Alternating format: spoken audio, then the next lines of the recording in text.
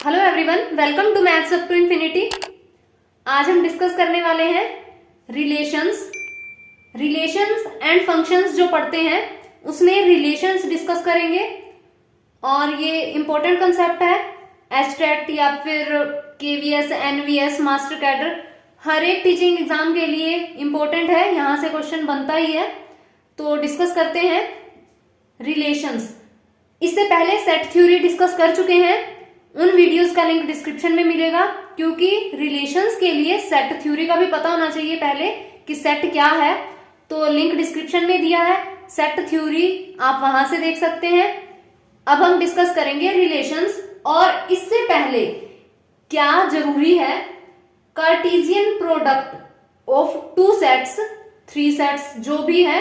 Start करते हैं। Relations के लिए कार्टेशियन प्रोडक्ट का पता होना चाहिए और उसके लिए ऑर्डर्ड पेयर क्या होता है। तो सबसे पहले हम देख लेते हैं ऑर्डर्ड पेयर, और सेट और ऑर्डर्ड पेयर में फर्क क्या है वो भी देख लेते हैं। Ordered pair is a pair of objects और एलिमेंट्स। ये कोई पेयर होता है एलिमेंट्स का इन अ स्पेसिफिक ऑर्डर, जो हम स्पेसिफिक ऑर्डर में लिखते हैं। जैसे ए, ये बी, एक लिख दिया बी ए, तो सेट हम इस तरह से लिखते हैं ए बी, ये तो कर्ली ब्रेसेस में आ जाएगा। लेकिन जो ऑर्डर्ड पेयर है वो हम इन ब्रैकेट्स के अंदर लिखते हैं, जो राउंड ब्रैकेट्स हैं। सेट में और ऑर्डर्ड पेयर में फर्क क्या है वो भी देख लेते हैं। तो अगर सेट की बात करें तो जो एलिमेंट्स हैं वो आगे पीछे लिखे जा सकते हैं, इसमें कोई स्पेसिफिक ऑर्डर नहीं होता, तो ये तो हो जाता है हमारे पास सेट। और अगर ऑर्डर मैटर करता है, यानी ए बी को हम बी ए नहीं लिख सकते, तो वो क्या हो जाता है, ऑर्डर्ड पेयर। तो ये ऑर्डर्ड पेयर और ये है हमारा सेट। तो ये फर्क होता है दोनों में कि यहाँ एक स्पेसिफिक ऑर्डर को फॉलो किया जाता है और सेट के अंदर कोई ऑर्डर फॉलो नहीं किया जाता, कोई भी एलिमेंट कहीं भी लिखा जा सकता है। तो ये ऑर्डर्ड पेयर हुआ। उसके बाद हम देख लेते हैं कार्टेशियन प्रोडक्ट क्या होती है। तो कार्टेशियन प्रोडक्ट के लिए ए और बी तो हम नॉन एम्प्टी सेट्स लेते हैं। जैसे ए ले लिया हमने, कोई एग्जांपल से ही देख लेते हैं, ज्यादा अच्छे से समझ आएगा। 1 2 और बी कोई सेट ले लिया हमने एक्स एंड वाई। तो कार्टेशियन प्रोडक्ट क्या होगी, ए क्रॉस बी। तो इसमें कौन से एलिमेंट आएंगे, इसके अंदर ये भी होता एक सेट है, लेकिन ये सेट बनता किसका है, जो ए और बी इन दोनों के एलिमेंट्स को ऑर्डर्ड पेयर में लिखा जाता है। तो ए क्रॉस बी के अंदर एलिमेंट्स कैसे होते हैं, ऑर्डर्ड पेयर के अंदर। ये बहुत ही छोटी छोटी चीजें हैं जो कि बड़े बड़े क्वेश्चंस को गलत करवा देती हैं। तो इन चीजों को ध्यान में रखना बहुत ज्यादा जरूरी है, क्योंकि बड़ी माइनर सी, कई बार अलग अलग ऑप्शंस दे रखे होते हैं, बड़ा ही माइनर डिफरेंस होता है जो कि हमें ध्यान नहीं रहता।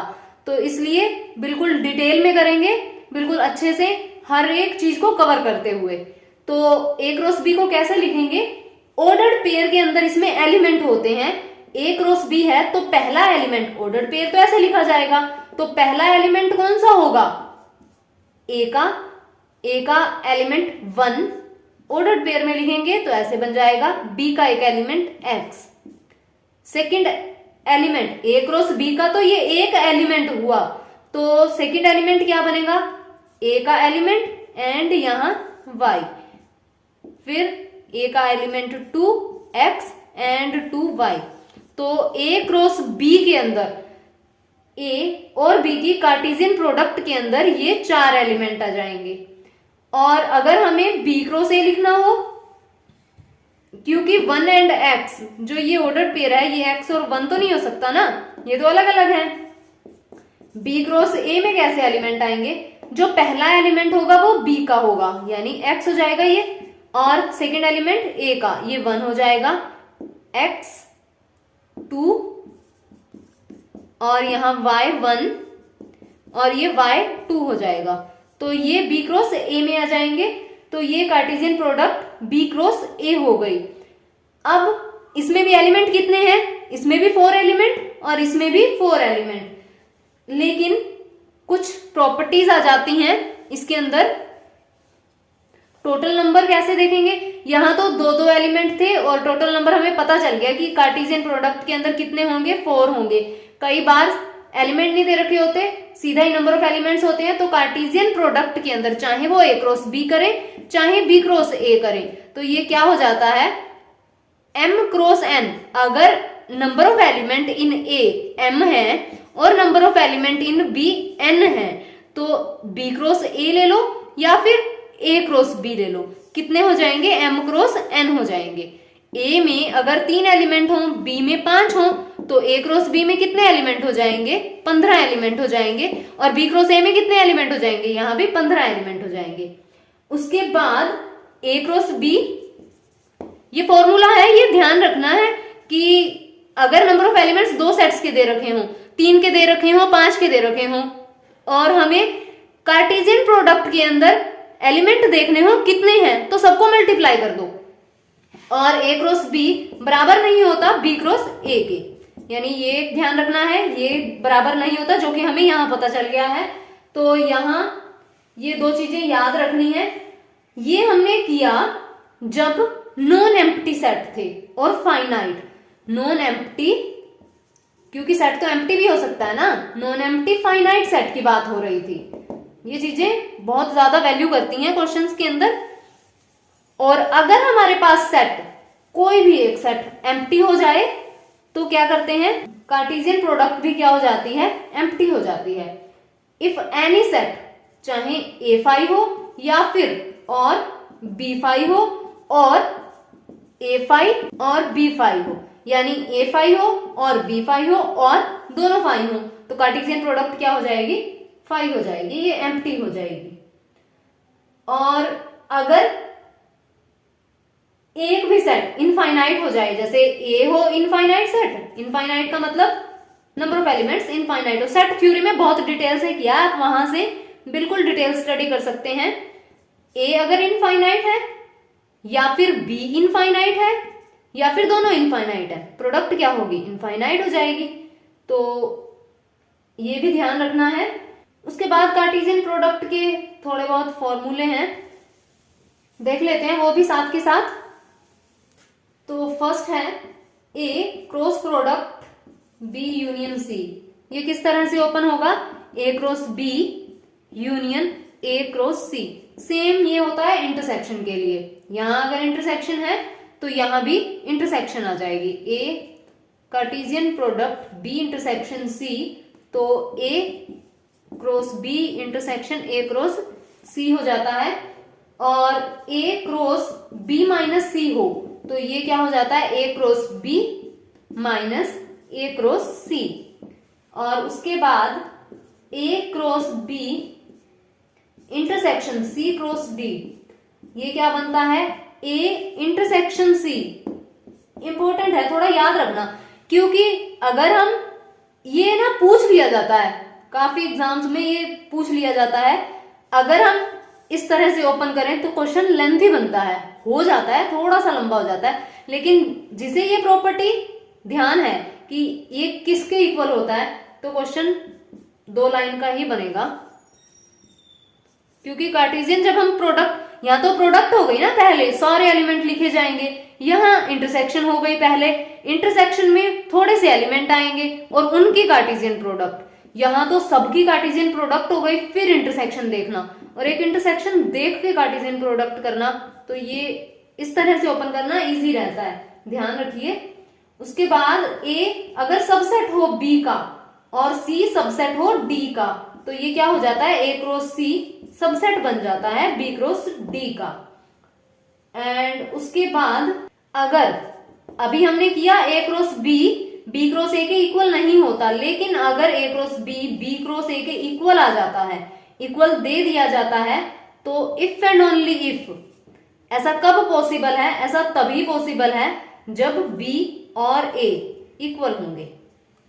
A और B अगर इक्वल होंगे तभी ये कार्टेशियन प्रोडक्ट इक्वल होगी, अदरवाइज नहीं होगी। इफ एंड ओनली इफ है ये, तो ध्यान रखने हैं, ये प्रॉपर्टीज हैं, थोड़ी माइंड में होनी चाहिए।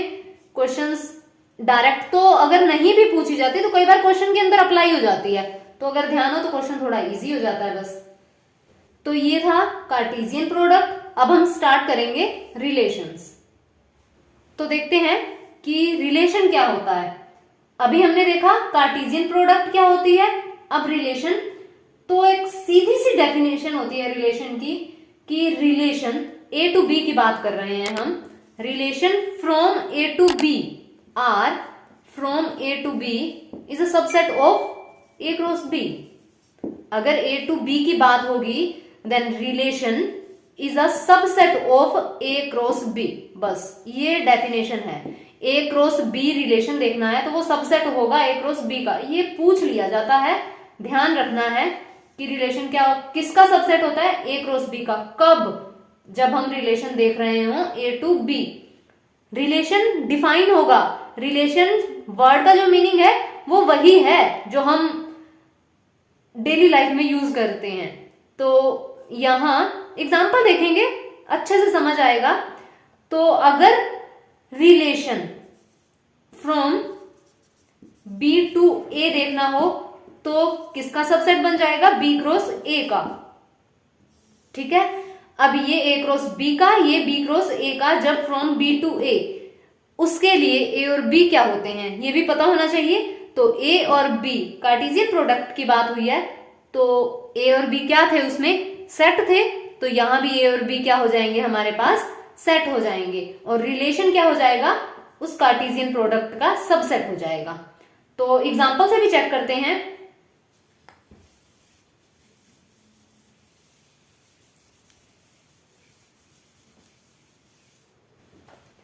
तो एग्जांपल है, ए सेट लेते हैं हम 1 2 3 और बी सेट ले लेते हैं 1 2 3 4 5 6 7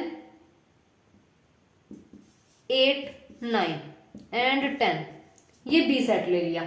तो ए क्रॉस बी, तो रिलेशन क्या देखना है, रिलेशन डिफाइन होगा। तो रिलेशन क्या है, इसमें रिलेशन दिया है हैज इट्स स्क्वायर एज। तो ये रिलेशन डिफाइन है, बनेगा क्या, और ये रिलेशन है क्या, A to B, from A to B. ये रिलेशन हमें डिफाइन है। तो आर में कौन से एलिमेंट आ जाएंगे, आर के अंदर एलिमेंट बनेंगे, क्योंकि ये ए टू बी है। तो आर सबसेट किसका बनेगा, ए क्रॉस बी का। तो यहां कौन से एलिमेंट आएंगे, जैसे यहां 1 है तो 1 के साथ आएगा, क्योंकि रिलेशन होना चाहिए हैज इट्स स्क्वायर एज। तो 1 हैज इट्स स्क्वायर एज 1, पहला एलिमेंट ए का, सेकेंड एलिमेंट बी का। एंड नेक्स्ट क्या आ जाएगा हमारे पास, अब स्क्वायर का जो रूल है, ये स्क्वायर और कहां होल्ड हो रहा है, 2 और 4 पे। तो 2 यहां कैसे बोलेंगे हम, 2 हैज इट्स स्क्वायर एज 4। तो यहां ये रिलेशन बन रहा है।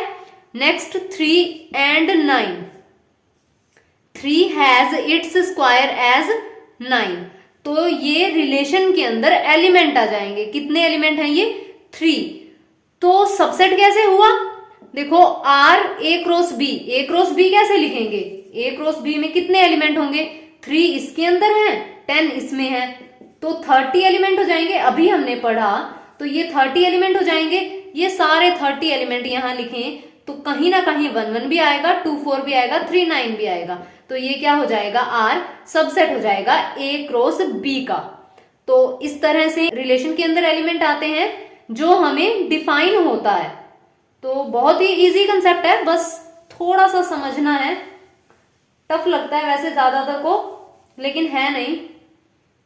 इसे और कैसे लिखा जा सकता है, आर, इसे हम इस तरह से भी लिख सकते हैं, जैसे ये एक्स, ये वाई, ऐसे लिखा, इसे ही लिख रहे हैं।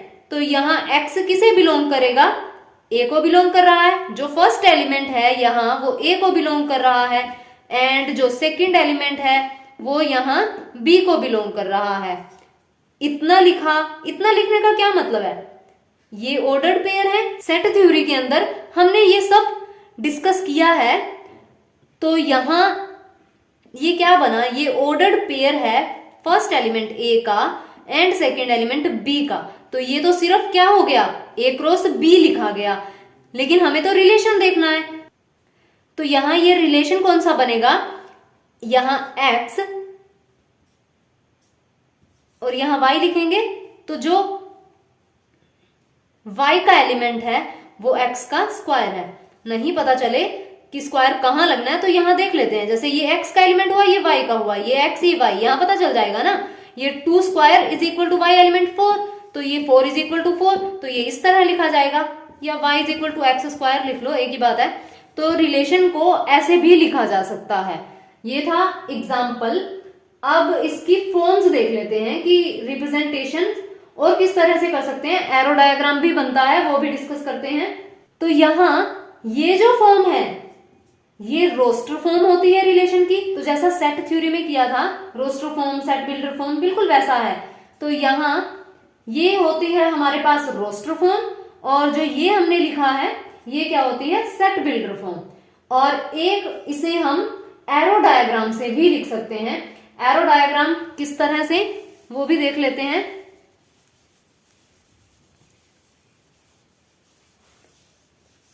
जैसे ये हमारे पास A है और ये हमारे पास B है।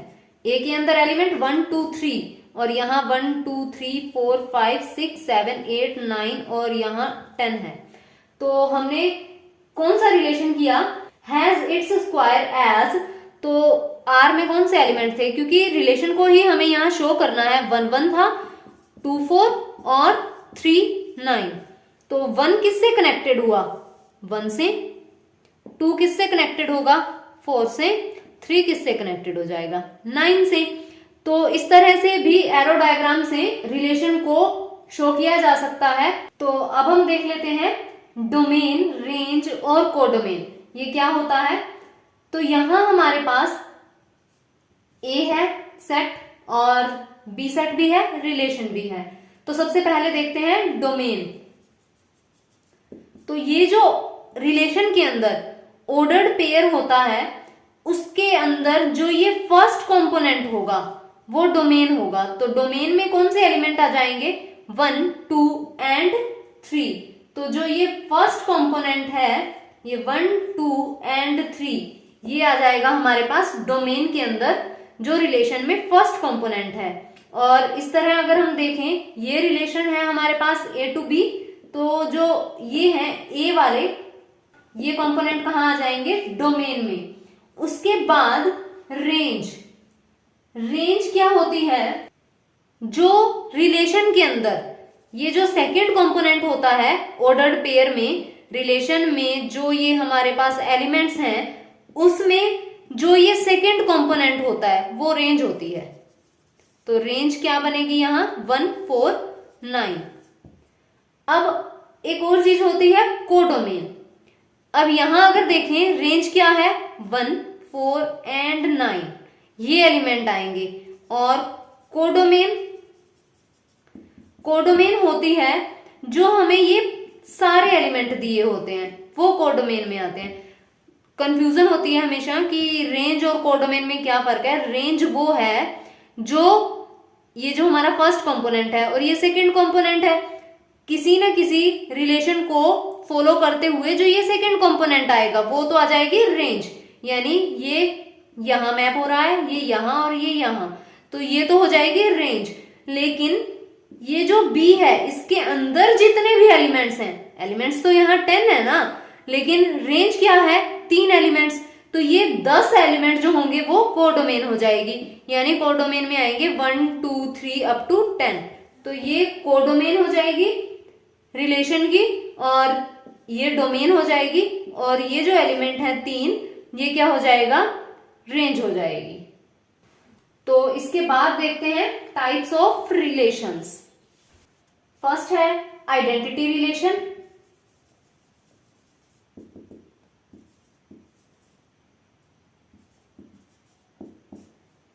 कोई रिलेशन R कब आइडेंटिटी रिलेशन होगा, अगर फर्स्ट एलिमेंट जो कंपोनेंट इस तरह से लिखेंगे हम, यहां ये A है, ये A है और ये A किसी एक सेट A को बिलोंग करता है। यानी अगर यहां ये जो first component and second component दोनों सेम हो, आइडेंटिकल हो, तो वहां क्या हो जाता है, आइडेंटिटी रिलेशन हो जाता है। जैसे A1 2 4 ये है हमारे पास, तो अगर आइडेंटिटी रिलेशन लिखना होगा तो क्या बनेगा, 1 1 2 2 और 4 4, तो ये क्या हो जाएगा, यहाँ आइडेंटिटी रिलेशन हो जाएगा। उसके बाद यूनिवर्सल रिलेशन। यूनिवर्सल रिलेशन में क्या होता है, जो जैसे सेट में किया था, जो यूनिवर्सल सेट होता है वो सबसे बड़ा सेट होता है, तो यहां रिलेशन है, रिलेशन सबसे बड़ा कब होगा, जब वो किसके इक्वल हो जाए, मान लो A टू B ले रहे हैं हम, तो A क्रॉस B का सबसेट होता है। यूनिवर्सल कब बनेगा रिलेशन, जब वो A क्रॉस B के इक्वल हो जाएगा, तब वो रिलेशन क्या हो जाएगा, यूनिवर्सल रिलेशन हो जाएगा। जैसे किसी, यहां हम ले लेते हैं कोई सेट 1 2, ये सेट है A, और B ले लेते हैं 3 4, तो A क्रॉस B क्या बनेगा हमारे पास, 1 3 1 4 2 3 एंड 2 4, और जो रिलेशन होगा वो भी यही हो, उसके अंदर भी ये सारे एलिमेंट हो, तो वो यूनिवर्सल रिलेशन हो जाएगा। उसके बाद वॉइड रिलेशन, तो वॉइड रिलेशन में R अगर 5 हो, जैसे एम्प्टी सेट देखते हैं, R अगर 5 हो, कोई भी एलिमेंट ना आए रिलेशन के अंदर, तो वो वॉइड रिलेशन होता है। इनवर्स रिलेशन, जैसे R है उसमें एलिमेंट है 1 1 1 2 1 3, और R इनवर्स लिखना है, तो ये जो फर्स्ट कंपोनेंट है वो सेकंड हो जाता है, सेकंड है वो फर्स्ट हो जाता है। यहाँ तो 1 1 रहेगा, ये 2 1 हो जाएगा, ये 3 1 हो जाएगा, तो ये R इनवर्स के एलिमेंट हो जाएंगे। उसके बाद है रिफ्लेक्सिव रिलेशन। रिफ्लेक्सिव रिलेशन क्या होता है, कोई सेट है हमारे पास A और R, यानी A R A, रिलेशन को इस तरह से भी लिखा जाता है, आपने ऐसा भी देखा होगा, जैसे दो कंपोनेंट हैं हमारे पास A R B, इसका मतलब इनमें कोई ना कोई रिलेशन है, ये R के अंदर आ रहे हैं, यानी एलिमेंट है, ये कोई ऑर्डर्ड पेयर बनेगा। तो यहां हम देख रहे हैं रिफ्लेक्सिव रिलेशन, तो रिफ्लेक्सिव रिलेशन कब होगा, अगर A से रिलेटेड हो, यानी जैसे A ये R के अंदर आ जाए। जैसे हमने देखो यहां कंफ्यूजन कहां होगी, एक तो हमने किया आइडेंटिटी रिलेशन, एक हम कर रहे हैं रिफ्लेक्सिव रिलेशन, बात तो सेम हुई। आइडेंटिटी में भी दोनों एलिमेंट सेम, रिफ्लेक्सिव में भी दोनों एलिमेंट सेम, फर्क कहां है, जैसे A लिया हमने 1 2 3, और रिलेशन क्या बना था 1 1, रिलेशन है from a set to another set होता है, तो यहां रिलेशन A टू A देखेंगे, A टू A क्या बनेगा, जैसे 1 1 हुआ, इसमें एक एलिमेंट 2 2 और 3 3, एक ले लेते हैं 1 1 1 2 भी तो आएगा ना, A टू A है 1 3 2 2 एंड 3 3। अब इसमें एक जो रिलेशन है ये और ये, एक रिलेशन तो क्या है, आइडेंटिटी है, एक रिफ्लेक्सिव है। जो आइडेंटिटी रिलेशन होगा, ध्यान रखना है, उसमें जो ये आइडेंटिकल एलिमेंट्स है, कंपोनेंट यहां सेम है, तो इनके अलावा कोई भी कंपोनेंट नहीं होगा, सिर्फ यही कंपोनेंट होंगे। और रिफ्लेक्सिव के अंदर ये कंपोनेंट होने जरूरी हैं, इसके अलावा कंपोनेंट हो तो भी चलेगा। तो यहां ये जो आइडेंटिटी रिलेशन है वो रिफ्लेक्सिव रिलेशन हो सकता है, आइडेंटिटी रिलेशन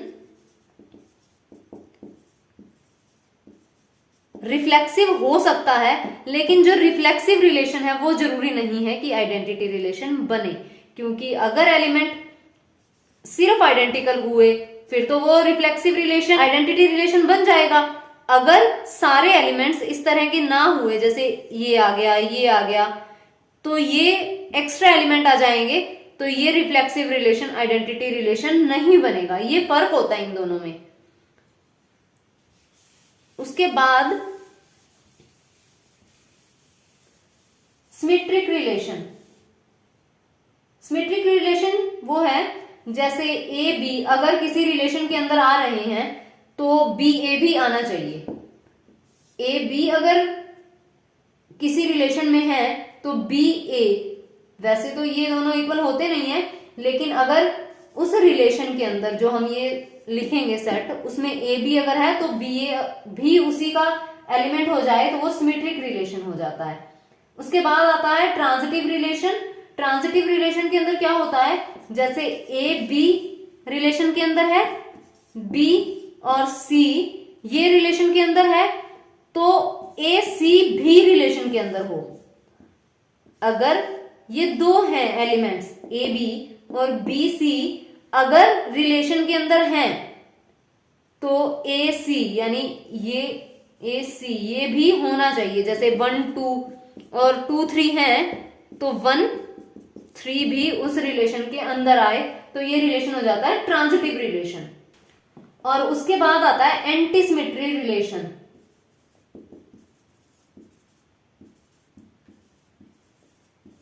एक पढ़ा सिमेट्रिक रिलेशन और अब है anti symmetric relation. Anti symmetric relation क्या होता है, जैसे ए बी अगर रिलेशन के अंदर है और बी ए भी रिलेशन के अंदर है, सिमेट्रिक में तो ए बी है तो बी ए होना चाहिए, इसमें ए बी भी है बी ए भी है।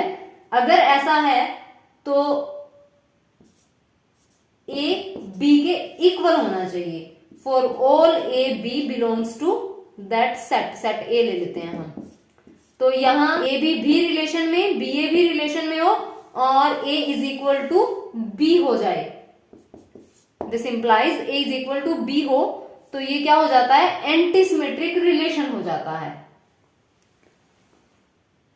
तो अब हम देखते हैं total number of relations. Set दे रखे हो दो, तो हमें कैसे काउंट करना है कि इसमें कितने रिलेशंस बनेंगे।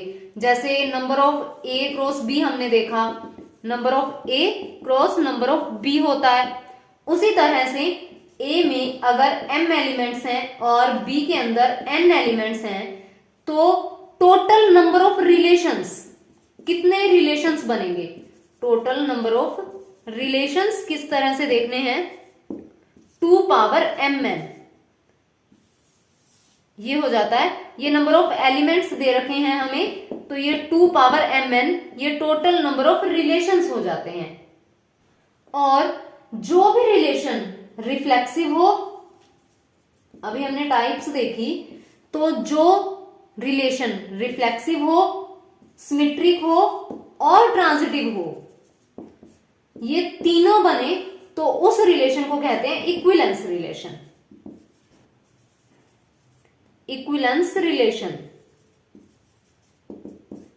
इससे रिलेटेड एग्जांपल देख लेते हैं एक दो कि किस तरह से हमें चेक करना है कि कौन सा रिलेशन इक्विलेंस रिलेशन बनेगा। एग्जांपल है हमारे पास कि एक सेट दिया है 1 2 3 एंड रिलेशन भी हमें गिवन है, यहां है 1 1 2 2 3 3 1 2 एंड यहां है 2 3। और हमें बताना है कि ये जो रिलेशन है ये इक्विलेंस रिलेशन है या नहीं।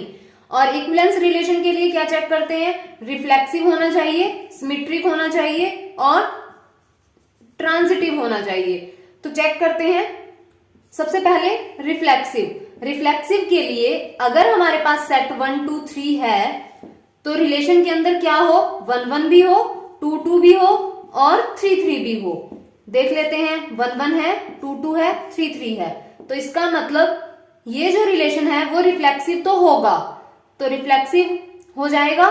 उसके बाद चेक करते हैं सिमेट्रिक। सिमेट्रिक के लिए क्या देखते हैं कि अगर 1 2 है तो 2 1 भी हो, 1 3 है तो 3 1 भी हो, यानी ये जो first component and second component इनको अगर हम चेंज करें तो वो भी रिलेशन के अंदर होना चाहिए। जैसे 1 1 है, रिवर्स करेंगे 1 1 ही आएगा, 2 2 भी यही आएगा, 3 3 भी यही आ जाएगा। 1 2 है तो 2 1 हो, लेकिन इसमें तो 2 1 है नहीं, तो इसका मतलब ये रिलेशन रिफ्लेक्सिव नहीं होगा। और 2 3 है, 3 2 भी नहीं है, सिमेट्रिक तो ये बनेगा नहीं। उसके बाद हम चेक करते हैं ट्रांजिटिव है या नहीं है। ट्रांजिटिव के लिए क्या देखना होता है, ट्रांजिटिव में जैसे 1 2 है, 2 3 है, तो 1 3 भी हो, अगर ये 1 3 मिलेगा तो ट्रांजिटिव हो जाएगा। उसके लिए हमने जो पेयर उठाने हैं ये लास्ट कंपोनेंट सेम हो और जो सेकंड ऑर्डर्ड पेयर लेंगे उसका फर्स्ट कंपोनेंट सेम हो। तो ऐसा कौन सा मिलेगा, एक तो ये 1 1 और ये 1 2, 1 1 है 1 2 है, तो क्या होना चाहिए, ये तो छोड़ देते हैं, 1 2 होना चाहिए, तो 1 2 तो है ही।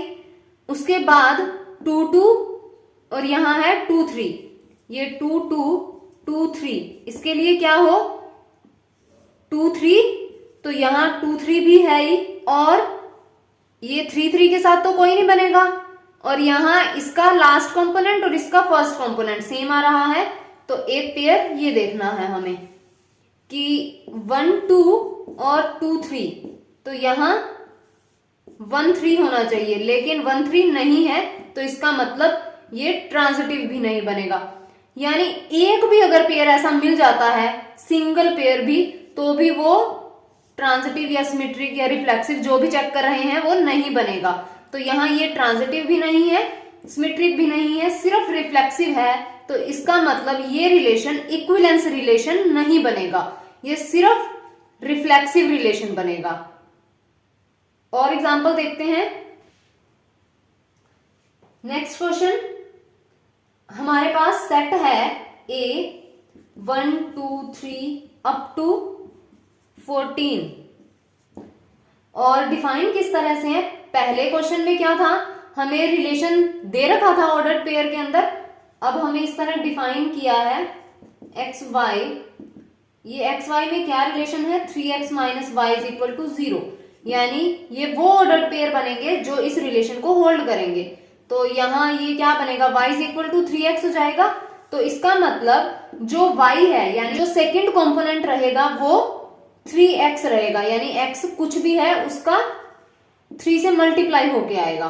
तो ये क्या बनेगा हमारे पास, x अगर 1 ले तो y कितना हो जाएगा 3, ध्यान रहे x और y दोनों a में ही होने चाहिए, और x को अगर हम 2 रखेंगे y कितना हो जाएगा 6, 3 से मल्टीप्लाई करना है, अगर यहां 3 रखेंगे तो ये कितना हो जाएगा 9, 4 रखेंगे तो कितना हो जाएगा 12, और अगर हम 5 रखते हैं तो ये क्या हो जाएगा 15, लेकिन वो हमारे सेट में नहीं है तो ये नहीं आएगा, यानी R के अंदर ये वाले एलिमेंट्स आ जाएंगे 1 3 2 6 3 9 एंड 4 12।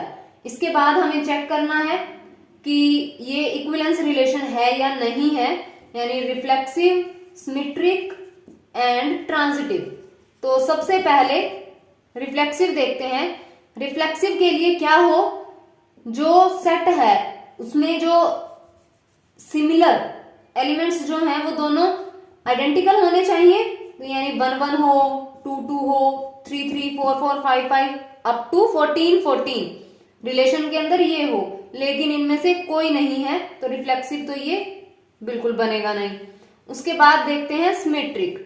सिमेट्रिक के लिए 1 3 है तो क्या होना चाहिए 3 1 हो, लेकिन नहीं है तो ये भी नहीं बनेगा।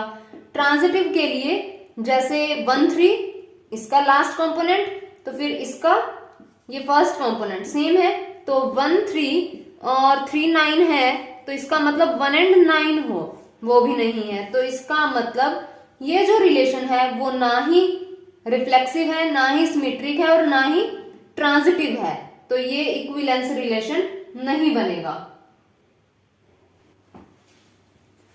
नेक्स्ट एग्जांपल डिस्कस करते हैं, थोड़ा अलग एग्जांपल है वो।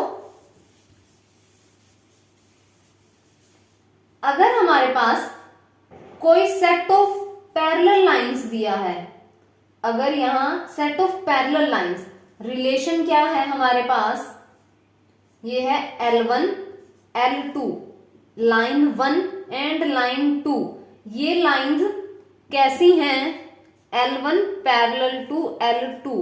अगर इस तरह से दे रखा है तो क्या ये इक्विवेलेंस रिलेशन बनेगा या नहीं बनेगा, ये चेक करना है। तो वही रिफ्लेक्सिव, सिमेट्रिक एंड ट्रांजिटिव।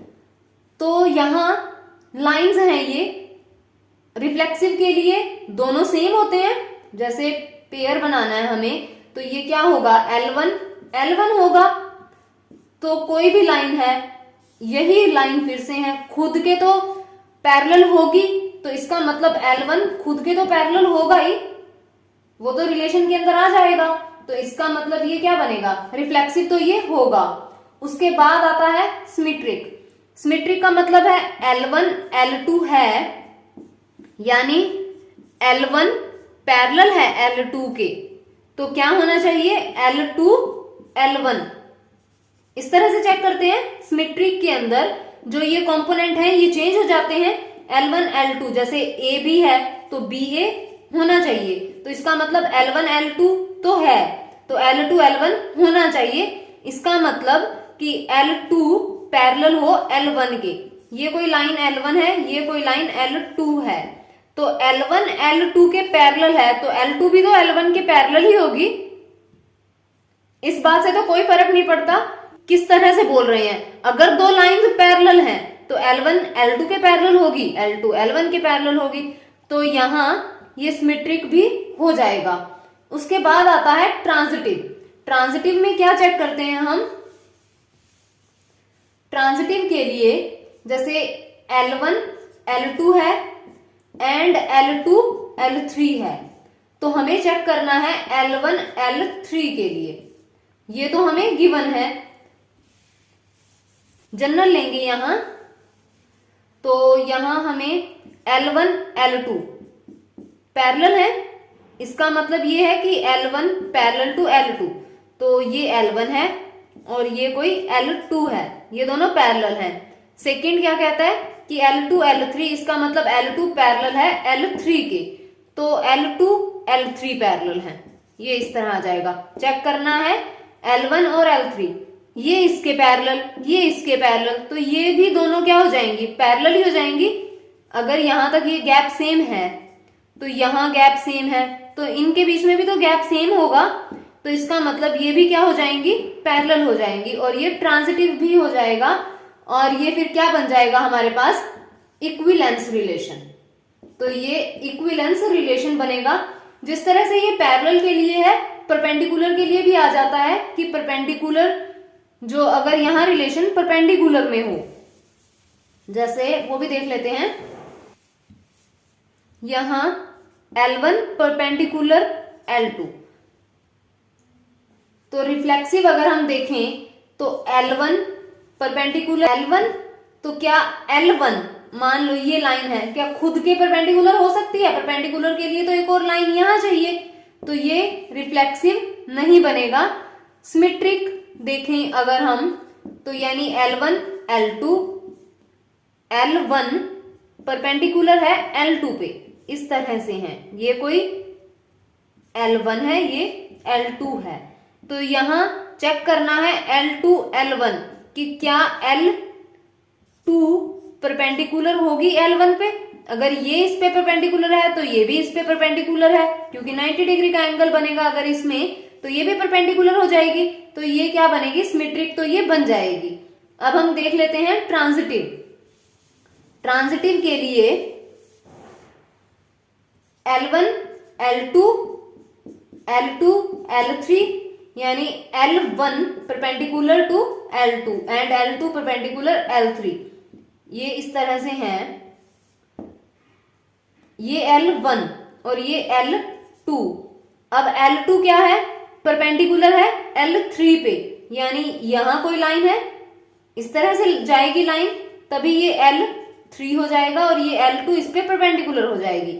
हमें क्या बताना है कि L1 परपेंडिकुलर हो L3 पे, तो यहां ये रिलेशन नहीं आएगा क्योंकि ये तो दोनों पैरेलल हो जाएंगी, परपेंडिकुलर तो नहीं बनेगी, ये लाइंस पैरेलल हो जाएंगी, तो ये ट्रांजिटिव भी नहीं होगा।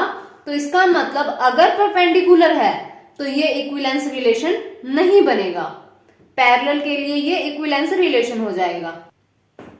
तो ये था रिलेशंस, और नेक्स्ट वीडियो में हम फंक्शंस के बारे में देखेंगे और उसके बाद इंपॉर्टेंट एमसीक्यू करेंगे। तो आज की वीडियो में बस इतना ही। अगर वीडियो पसंद आए तो लाइक कीजिए, शेयर कीजिए एंड चैनल को सब्सक्राइब कीजिए एंड बेल आइकन प्रेस कीजिए ताकि आने वाली क्वालिटेटिव वीडियोस की नोटिफिकेशन आपको मिलती रहे।